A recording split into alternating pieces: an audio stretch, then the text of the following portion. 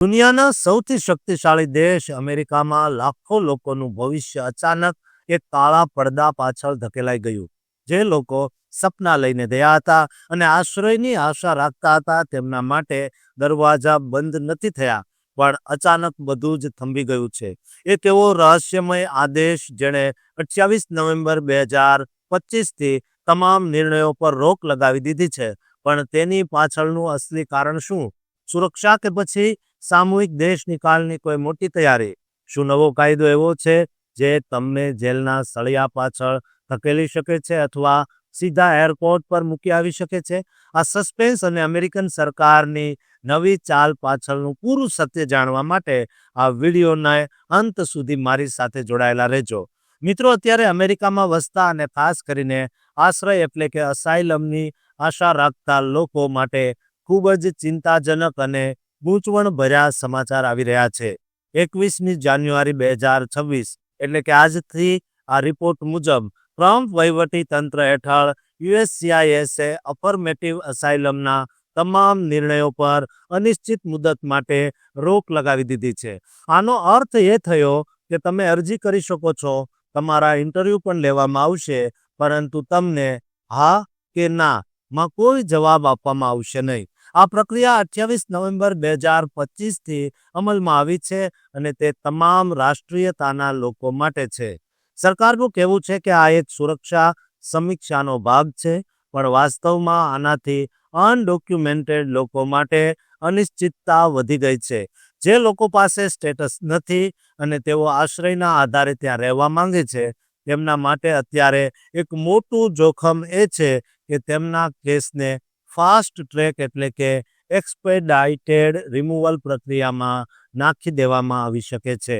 આ એક એવી પ્રક્રિયા છે જેમાં તમને કોર્ટમાં જજ સામે પોતાનો પક્ષ રાખવાની તક પણ કદાચ ન મળે અને સીધો જ ડિપોર્ટ કરી દેવામાં આવે.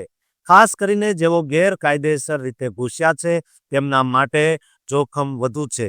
અત્યારે લગભગ 39 જેટલા દેશોને હાઈ રિસ્ક એટલે કે ઉચ્ચ જોખમ ધરાવતા દેશોની યાદીમાં મૂકવામાં આવ્યા છે, જેમાં અફઘાનિસ્તાન, ક્યુબા અને ઈરાન જેવા દેશો સામેલ છે. આ દેશોના લોકો માટે ફાયદાઓ રોકી દેવામાં આવ્યા છે, પરંતુ એક રાહતના સમાચાર એ છે કે વર્ક પરમિટ એટલે કે એમ્પ્લોયમેન્ટ ઓથોરાઇઝેશન ડોક્યુમેન્ટ મેળવવાની પ્રક્રિયા હજુ સુધી સંપૂર્ણપણે બંધ થઈ નથી. જો તમે અસાઇલમ ફોર્મ I-589 ભરો છો તો તેમાં 150 થી 180 દિવસ પછી તમે વર્ક પરમિટ માટે અરજી કરી શકો છો. આ શરૂઆતી વર્ક પરમિટ પર કોઈ રોક નથી, જેનો અર્થ એ છે કે તમે કાયદેસર રીતે કામ કરી શકશો અને તેના આધારે સોશિયલ સિક્યુરિટી નંબર પણ મેળવી શકશો.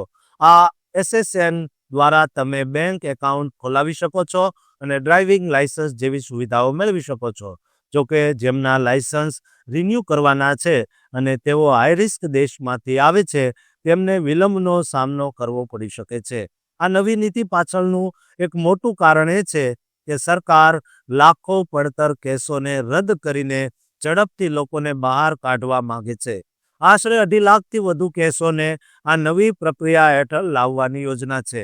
આવી સ્થિતિમાં કોઈ પણ ભૂલ તમને મોંઘી પડી શકે છે. જો તમે એપોઇન્ટમેન્ટમાં હાજર ન રહો અથવા તમારી પાસે મજબૂત પુરાવા ન હોય તો દેશ નિકાલની શક્યતા વધી જાય છે. ઇમિગ્રેશન વકીલની સલાહ લેવી અત્યારે અનિવાર્ય બની ગઈ છે, કારણ કે નિયમો દરરોજ બદલાઈ રહ્યા છે. અત્યારે અમેરિકામાં કુલ 2.4 મિલિયન જેટલા કેસો પેન્ડિંગ છે અને સરકાર સુરક્ષાના નામે જે પડકાઈ કરી રહી છે તે જોતા એવું લાગે છે કે વર્ષ 2026ના મધ્ય ભાગ સુધી આ અસ્થિરતા ચાલુ રહેશે. આ માહિતી માત્ર એક સમાચાર નથી, પણ ત્યાં વસતા હજારો ભારતીયો અને અન્ય લોકોના જીવનો સવાલ છે. ગુજરાતીઓ, સાવધ રહો અને કાયદાકીય પ્રક્રિયાઓને બરાબર સમજીને જ આગળ વધો. આશા છે કે આ માહિતી તમને મદદરૂપ થશે, જેથી તમારા મિત્રો સાથે શેર કરજો અને ચેનલને સબસ્ક્રાઇબ કરવાનું ભૂલતા નહીં.